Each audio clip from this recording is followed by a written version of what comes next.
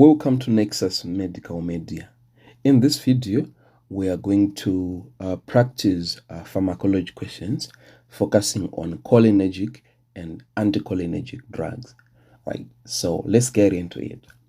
The following are effects of cholinergic drugs. A. Mydriasis.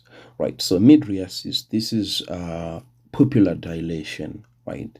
Yeah, like allowing more light to enter your eye. This happens like when you are scared or when you are fighting. So this is a sympathetic, cholinergic potential is parasympathetic, right?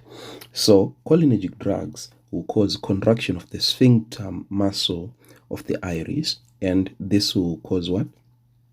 Miosis, the opposite of mydriasis. In addition, contraction of the ciliary muscle will also cause accommodation to near vision. You want to see things that are closer to you, right? So if this is paralyzed, it's called psychoplegia, right? You will see it.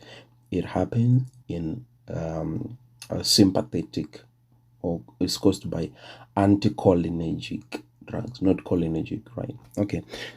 Next one is bronchodilation, right? So in this state of rest, you do not need like a lot of oxygen, so you are just breathing normally, so there will be bronchoconstriction, not bronchodilation. Constipation, right? So in parasympathetic, you just that's when you like to move your bowels, right? But in sympathetic, you don't have time for that, right? So constipation is sympathetic, and bowel movement will be parasympathetic, right? So I'm just saying sympathetic, parasympathetic, right? So you just need to know that cholinergic drugs, they potentiate the parasympathetic effect, right? So constipation is false. Cycloplegia, right? So this is the paralysis of accommodation reflex, and I said this one happens in what? In sympathetic activity, as opposed to this cholinergic, so it's false. Increased sweating. Now, sweating is actually a sympathetic effect, right? So you'll be running and you start sweating. It's sympathetic. Yes, I agree. However, the neurotransmitter that mediates at these synapses is acetylcholine, and therefore cholinergic drug will cause sweating, and anticholinergic drug will inhibit sweating. So increased sweating is true. I hope you got that. Clinical uses of cholinergic agents include Parkinson's disease, right? So in Parkinson's disease, you use drugs like benztropine, right? So this is an anticholinergic drug usually used in Parkinson's disease, and is used in the treatment of drug-induced extrapyramidal system, like the neuroleptics, antipsychotics, right? Like haloperidol, for example, right? So this is anticholinergic, not cholinergic, so it's false. I hope you got that. It's anticholinergic. Benztropine is anticholinergic, not cholinergic. Schizophrenia. Schizophrenia is a psychotic condition, so you use the antipsychotics, not cholinergic agents. Alzheimer's disease, right? So this is true because in Alzheimer's disease, there is destruction of cholinergic nerves in the brain, right? So this causes what? A progression of Alzheimer's disease, and the cholinergic drugs will slow the disease progression. And drugs usually used in Alzheimer's disease are clonoprazole, donepezil, rivastigmine, galantamine. Organophosphate poisoning. All right, so the drugs in these groups include difluroparathione, malathion, ecothiopate, soman is nerve gas, right? So you need to know like these cholinergic drugs. Cholinergic drugs are classified into what? Into direct and indirect. Indirect are the inhibitors of acetylcholinesterase, and these indirect can be classified into three groups. We have alcohols like hydrophonium. You have carbamates like neostigmine, physostigmine, pyridostigmine, and then you have organophosphates. Organophosphates, you have these difluorous, parathione, malathion, right? So in organophosphate poisoning, now you do not use cholinergic agents, right? Because you're just potentiating the same effect. It's not helping, right? So you liberate or you use the reactivators like pralidoxim or PAM, right? And you see that it doesn't work on aged organophosphates. So we also need to use atropine in organophosphate poisoning. You do not use cholinergic agents, so it's false. In glaucoma, right? So cholinergic stimulation will lead to increased outflow of aqueous humor, and therefore cholinergic drugs can be used to lower the intraocular pressure, right? An example of drugs, a drug used to treat glaucoma is pilocarpine. So it's true. The following are direct-acting cholinergic drugs. Methacholine, right? So I have the classification of direct cholinergic, right? They are divided into choline esters and naturally occurring alkaloids, right? So choline esters are acetylcholine, methacholine, carbaco, and bethanical. Interesting fact: methacholine and carbaco, they form a hybrid called bethanical. Naturally occurring alkaloids are muscarine, nicotine, pilocarpine, lobelin, right? So these are direct cholinergic drugs, right? So methacholine is true from this list. You see carbaco, and you also see pilocarpine, neostigmine, and parathione.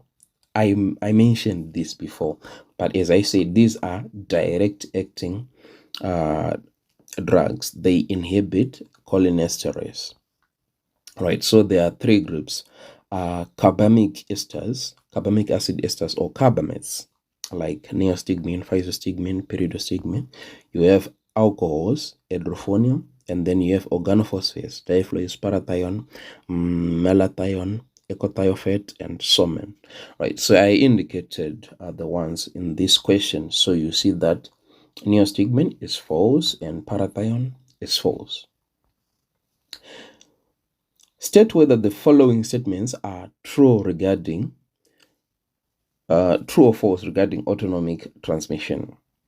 All postganglionic parasympathetic fibers are cholinergic, right? So you need to see this flowchart first, and then we'll go back to the question, right? So we have parasympathetic and sympathetic. Yeah, we'll talk about somatic as well, right? So in parasympathetic, you can see this is a pre-ganglionic fiber. It produces acetylcholine, and post-ganglionic produces acetylcholine as well, acting on different choline receptors, and nicotinic as well. You see them in the ganglion. And then the next one, you have the sympathetic, right? So you can see all pre-ganglionic fibers, they produce acetylcholine.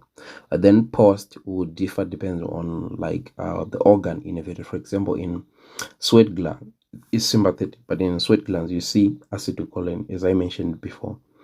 And in smooth muscles, etc., you see this is norepinephrine, and this is dopamine, norepinephrine, epinephrine, right?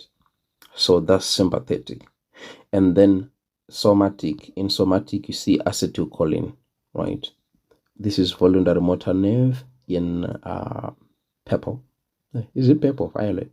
Okay, yeah, right. So you see acetylcholine, right? So you see all preganglionic fibers, they produce acetylcholine, but post not all of them, just some, right? So here, all postganglionic parasympathetic fibers are cholinergic, parasympathetic being the key. So it's true. The enteric nervous system cannot function in the absence of autonomic innervation. This is a false, because enteric nervous system, it's more like a brain gut. It functions on its own. The autonomic nervous system will act only as a modulator, right? But it works, so it's false. Sympathetic nervous system has longer preganglionic neurons compared to postganglionic neurons. This is false. Why? Because sympathetic nervous system, that's where you find the sympathetic chain close to the spinal cord, right? And the ganglions of parasympathetic, you find them close to the organ, to the effector organ, or sometimes inside them, right? So it's more like vice versa. So sympathetic, it actually has shorter preganglionic fibers. Acetylcholine is a neurotransmitter at the postganglionic nerve terminals of sympathetic nervous system. For example, those innervating the sweat glands. Yeah, in this case, in sweat glands is true, right? But it's an exception, actually. Adrenergic receptors can be found at the ganglia. False. You do not find the adrenergic receptor there. Regarding cholinergic transmission, hemicholineins blocks the transportation of choline into the presynaptic nerve terminal. Right, so you can see this is the synaptic knob, or presynaptic membrane and postsynaptic membrane. Right, so you see different stages, like entrance of choline here. Right, so this stage is actually blocked by hemicholineins, right? Transportation of choline into the presynaptic nerve terminal. That's where hemicholineins block. Vesamichol blocks the release of acetylcholine into the synaptic cleft. False. Vesamichol acts somewhere around here in transportation into the vesicle. I will show you this diagram later in this video. Don't worry. Botulinum toxin blocks the transportation of acetylcholine into the storage vesicles. Now, I said this is the job of vesamichol, right? Botulinum toxin, it actually acts around here. There is snare proteins here on the presynaptic membrane and on the synaptic vesicles. The snare proteins are SNP25, synaptodravin, synaptotagmin, right? So in the presence of calcium, they entangle, causing exocytosis and releasing the neurotransmitter. And that's where botulinum toxin blocks, right? So it's false. Binding of acetylcholine to presynaptic or autoreceptors leads to increase in cholinergic transmission. False. Sorry about that. The enzyme choline acetyltransferase breaks down acetylcholine into choline and acetate. Guys, don't make this mistake. It's choline acetyltransferase. This is false. The enzyme should be acetylcholinesterase. Right, so it's false. Okay. The following are effects of cholinergic drugs. Mydriasis. All right, so to remember cholinergic drugs, you just remember this case of organopoisoning. There is a mnemonic called dumbbells, right? So this is just like potentiation of the parasympathetic activity. So dumbbells is for diarrhea, urination, meiosis, bradycardia, bronchospasm, emesis, lacrimation, salivation. Right, so mydriasis is false. The answer should be meiosis, is opposite of that. Bronchodilation, false. There should be bronchoconstriction or bronchospasms. Constipation is false again, is diarrhea, because we are potentiating the parasympathetic activity using cholinergic drugs. Cycloplegia is false again. This is paralysis of accommodative reflex. And increased sweating, right? So this one will be true And as I said, I mentioned this that sweating is sympathetic, but the drugs, the cholinergic drugs, will potentiate this effect, right? So, and anticholinergic will be inhibiting sweating, right? So, just to remember this mnemonic, because I will be using it again and again throughout this video, right?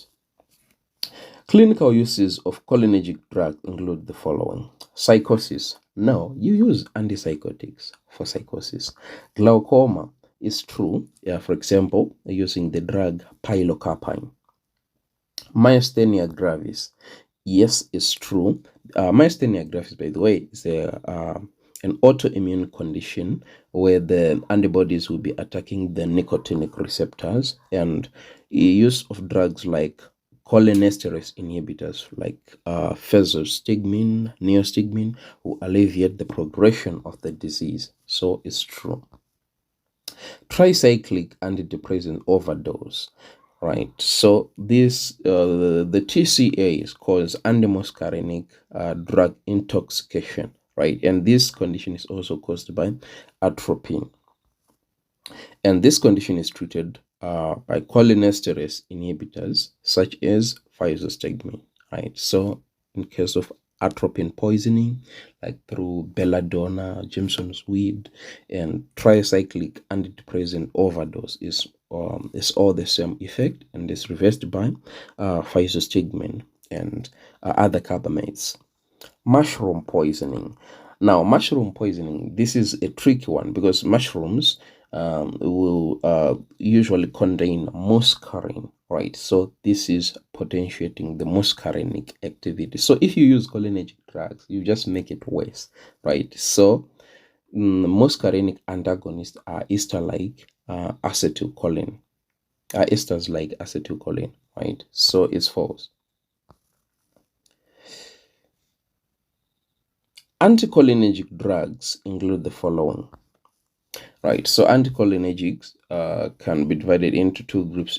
This is basically looking at muscarinic drugs acting on muscarinic receptors, right?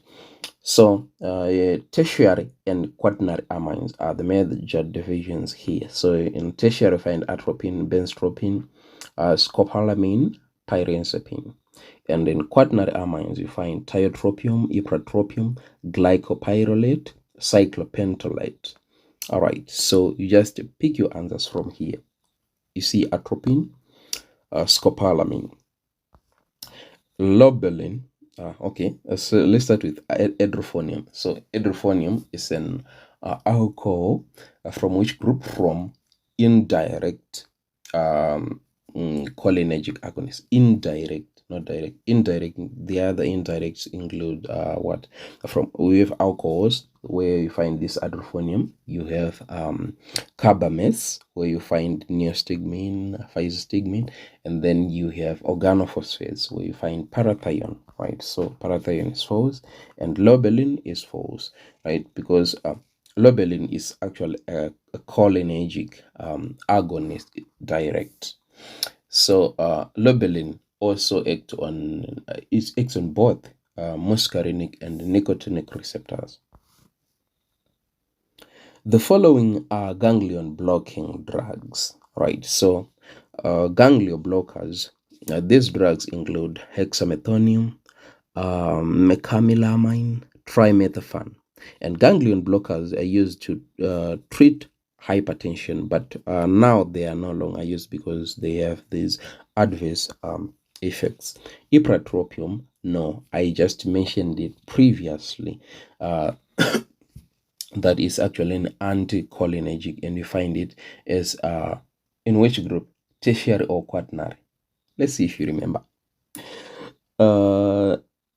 Triethylammonium. This is true ganglion blocker, right? So it blocks autonomic ganglia, calcium and voltage activated potassium channels, and nicotinic acetylcholine receptor.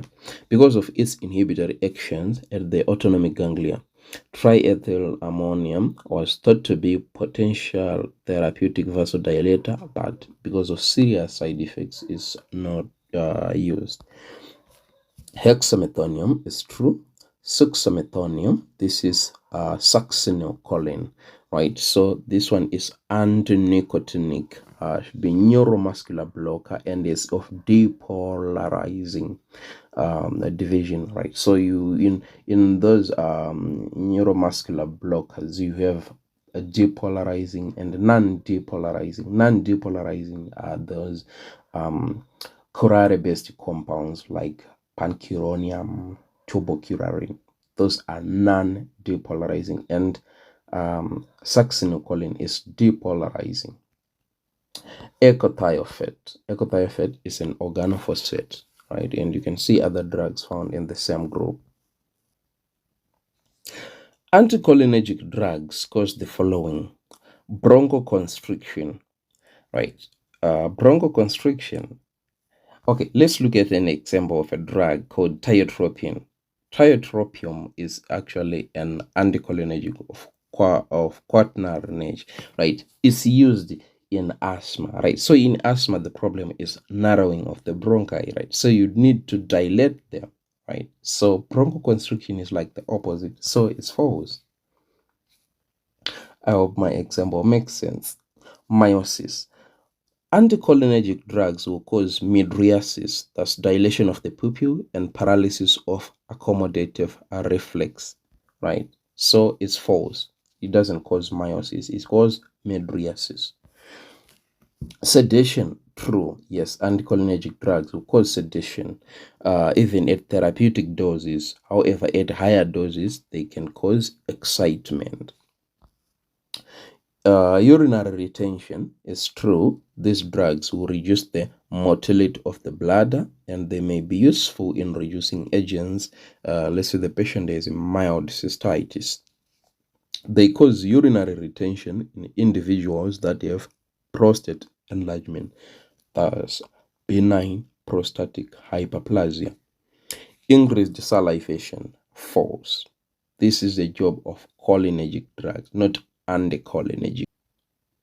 Clinical uses of anticholinergic agents include the following, right? So let's just look at some of the condition where you need to use anticholinergic. Parkinson's disease. An example of a drug is benztropine. Motion sickness. You use scopolamine. It's eighth nerve. It affects the eighth nerve, the vestibulocochlear. In anesthesia, you use atropine.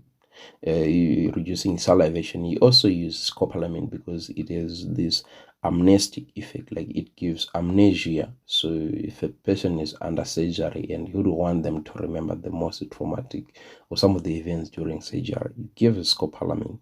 Ophthalmoscopic examination, like atropine, again, you use it, is known as a pharmacologic bandage, and it acts for a long time, even 5 to 7 days, where there will be this mydriasis.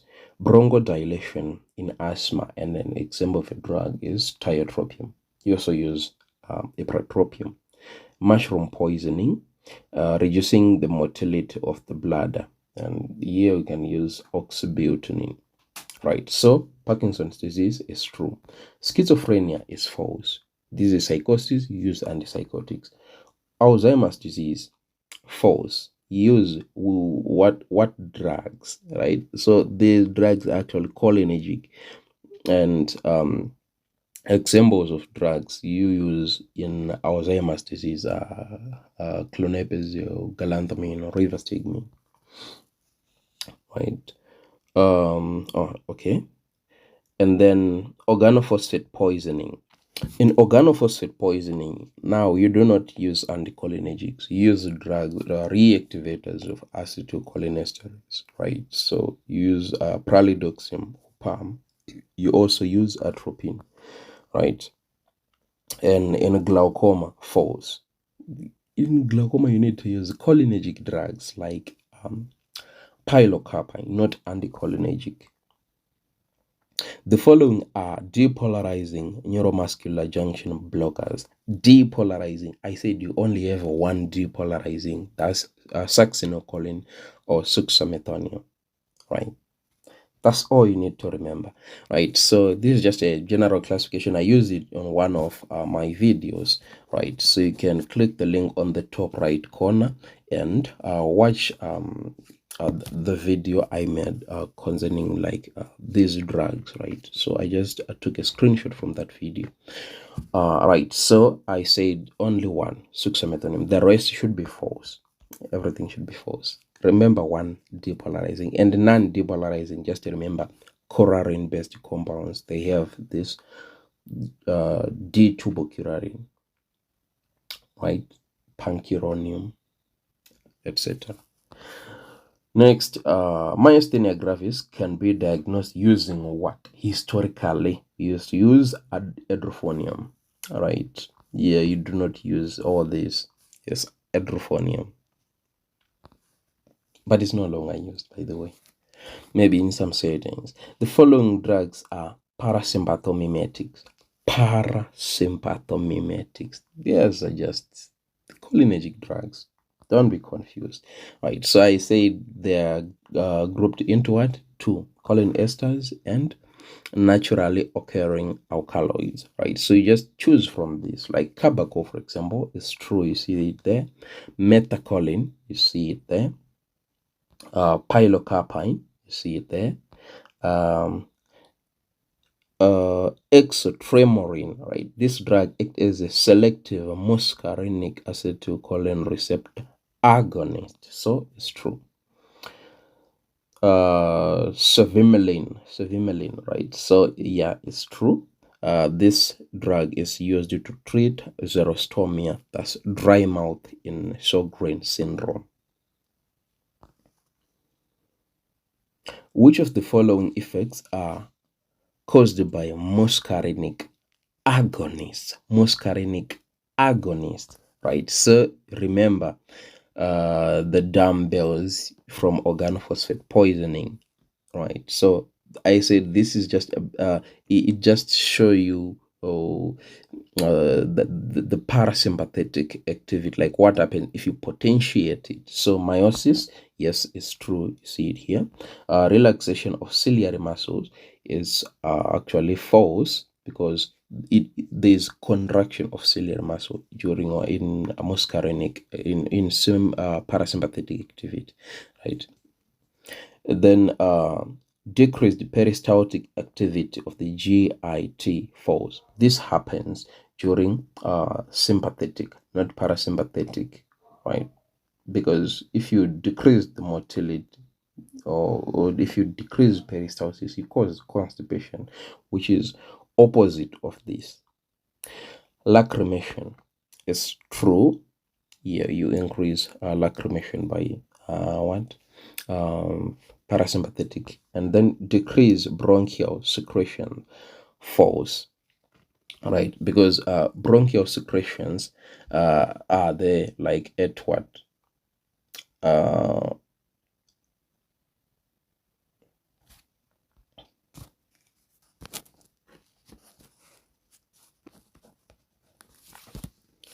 Decrease the bronchial secretion, right? So I said, remember when I was talking about during surgery, anesthesia, etc.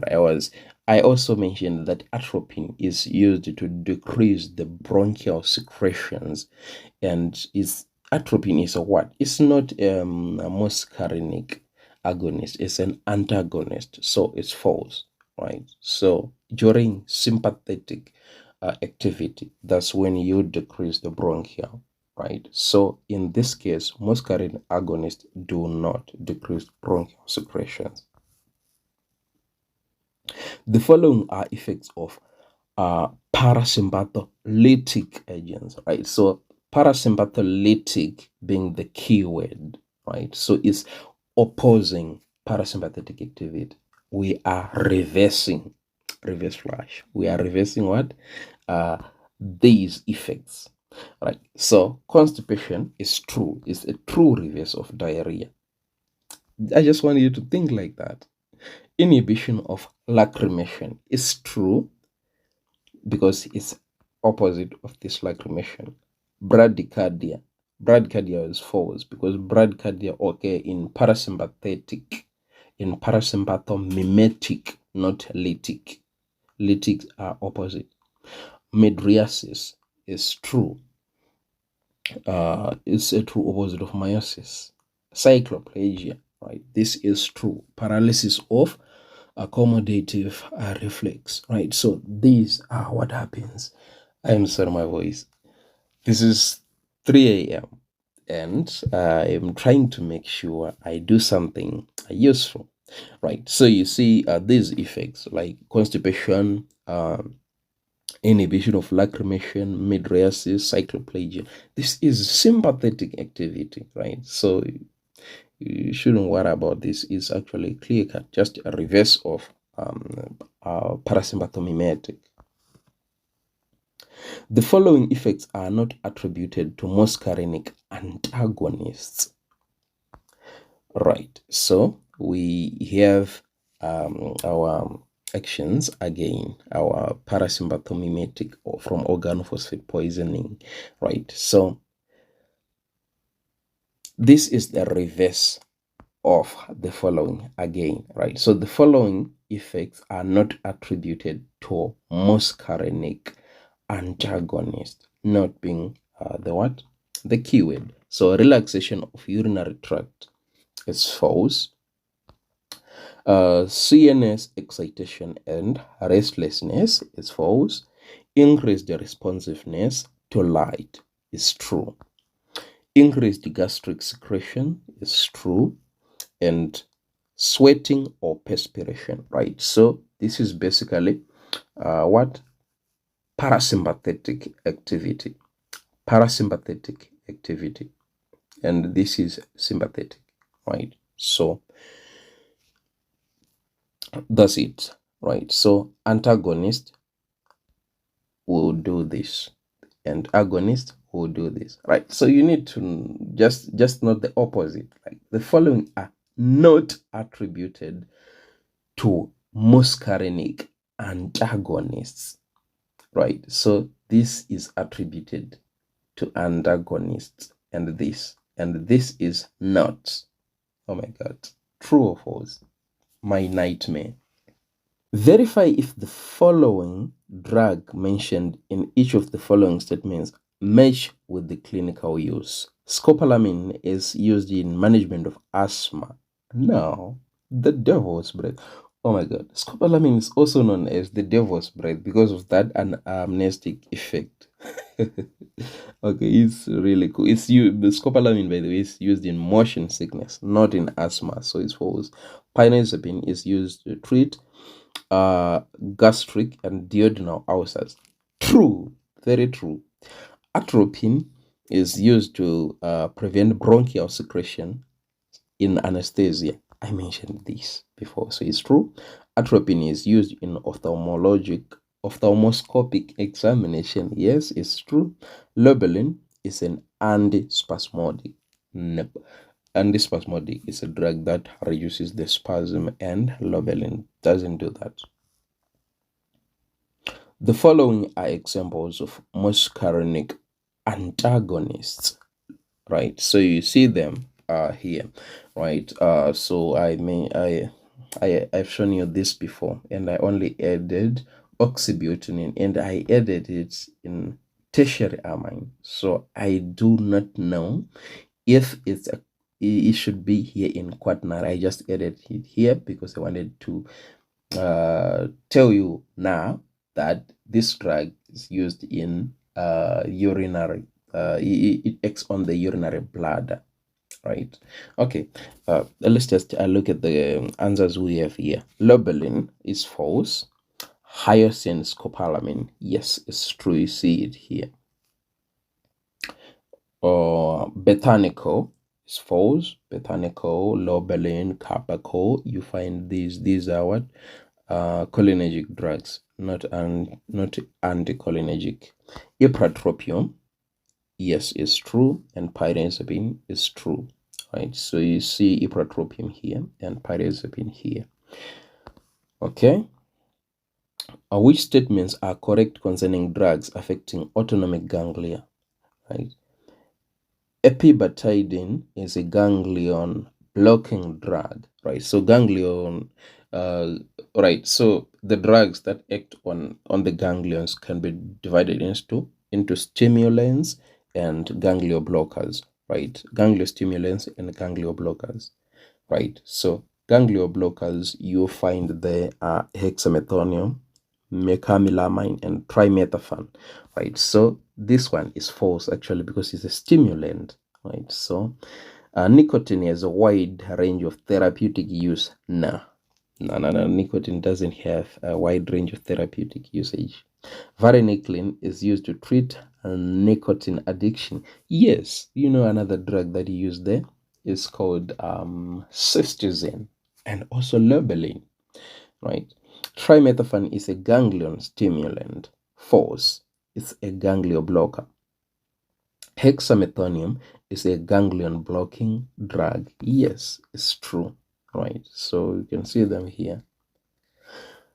Next, the following are neuromuscular blocking drugs, right? So this is a classification again. I took it from one of my videos, right? So cholinergic antagonist, M and N, right? N can be divided, N for nicotinic will be divided into what? Ganglioblockers and myorelaxants, right? And myorelaxants, they are what? Depolarizing and non-depolarizing. I say depolarizing is one is succinylcholine, and non-depolarizing curare-based compounds. Cool. So pancuronium is true. Succinylcholine is true. Tubocurarine is true. Vecuronium is true. And lidocaine is false. The following is correct concerning non-depolarizing agents, right? Their main effect is motor paralysis. Non-depolarizing, remember I said what? Those curare-based compounds, right? Yeah, they cause paralysis, right? So that's their main effect, right? So you just need to Google this and confirm with me, because this is my reasoning. They cause paralysis. Malignant hyperthermia is a side effect of these agents. Yes, I will show you other side effects of these drugs later, right, before the end of this video. Tubocurarine may cause a fall in arterial pressure. Yes. They may cause the release of histamine. Yes. Mivacuronium causes less hypotension. Well, they cause hypotension, all of them. So there is no specific information whether this drug, mivacuronium, will cause less hypotension. So this is false. Right. So I have those effects here. But basically, they are on succinylcholine or succinylcholine, right? So the following are unwanted effects of succinylcholine. You have bradycardia, hyperkalemia, raised intraocular pressure, malignant hyperthermia, prolonged paralysis, right? So bradycardia, this is a direct muscarinic effect and is prevented by administering atropine. Right, atropine opposes bradycardia. Hyperkalemia, this is a result of potassium release into the blood as a result of increased potassium permeability brought by the prolonged depolarization. Malignant hyperthermia, right? So this usually occurs in people with mutation in their ryanodine receptor, resulting in impaired calcium release. And another drug that causes malignant hyperthermia is halothane. And this condition has high mortality. It can be reversed by dantrolene. Prolonged paralysis, right? So increased duration of action of these drugs, particularly when they are conditions leading to a reduced cholinergic activity, right? So which conditions lead to reduced cholinergic activity? These include a plasma cholinesterase polymorphism, anticholinesterase drugs in neonates and in patients with liver disease, right? So let's look at our answers, right? So bradycardia is false. Tachycardia is false. The answer, they should be bradycardia, right? Potassium release is true. Hyperkalemia causes tetanic fade. No, it doesn't. But you know what? Those curare-based compounds, they cause tetanic fade, and succinylcholine doesn't. This is a high yield point. Increased intraocular pressure, true, and prolonged paralysis, true. We are almost done, guys. Just stick around. Which statements are concerning drugs that act presynaptically? Pharmacolology block acetylcholine transport into synaptic vesicles, right? So here I just have this diagram one more time, right? So transport of choline into the synaptic terminal is blocked by hemicholine, right? So this part is blocked by hemicholine, and then transport of acetylcholine into the vesicle by the vesicle associated transporter. The VAT can be blocked by Fesamico. This is blocked by Fesamico.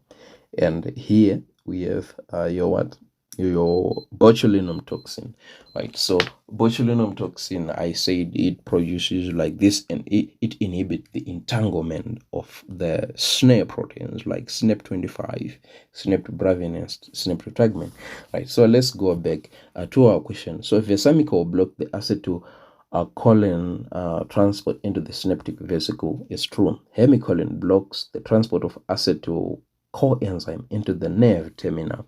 False. I said hemicholinum is transport of what? Of choline into the synaptic into the nerve terminal. Right.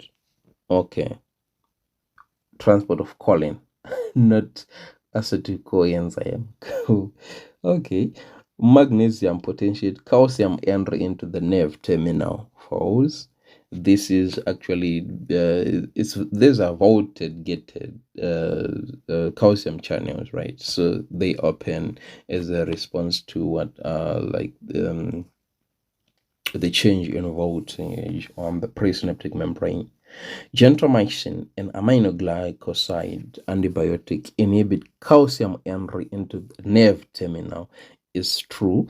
And to be honest, I don't know the exact mechanism of this drug. So if you know how it does that, please just tell us in the comment section. This is how we learn. I am still learning, just like you. Botulinum toxin is a food poison. Yes, it's caused by what? By bacteria known as Clostridium botulinum, right? Okay. And the last question: which statement is correct concerning drugs that enhance cholinergic transmission? Neostigmine is a short-acting cholinesterase inhibitor, right? So neostigmine is a carbamet, right? And the duration of action is 2 to 8 hours.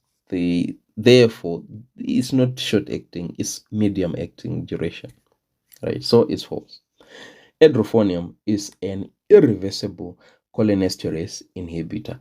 No, it's reversible, right? So it doesn't have therapeutic uses, usually used to diagnose myasthenia gravis, and the duration of action is 5 to 15 minutes. So if we have duration of action, it means it's actually reversible. Irreversibles, however, you have those organophosphates, and you actually need to reactivate them using pralidoxime. Of course, guys, you're not going to forget that. I hope. Parathione and ecothiopate, should be ecothiopate, are organophosphate compounds. Yes, it's true. What are the other organophosphates? Do you remember them? Trifluorous, malathion, and soman, the nerve gas. Pralidoxime is a cholinesterase reactivator. Yes, it's true, right? So it's a quaternary amine. It doesn't cross the blood-brain barrier, so it doesn't reverse the central effects. So in this case, you need atropine. Atropine will cross the blood-brain barrier and relieves the central nervous system symptoms. Diaflose is an anticholinesterase. No, you have it here, right? It's an organophosphate.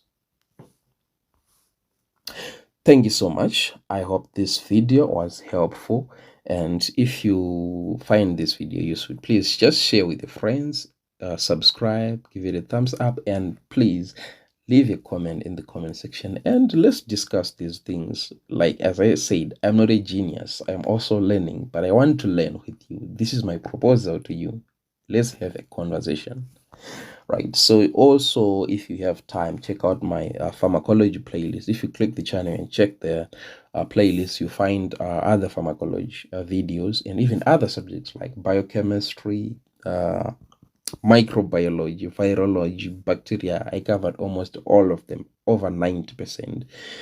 And also, I would like to support the guy who made the application called negative marking, right? So this guy, he compiled like a lot of questions. So some of the questions we just covered. If you download this application and you go to Autonomic Pharmacology, you find most of these drugs, and then you find a way to revise, and then you'll be cool. Thank you so much. Until next time.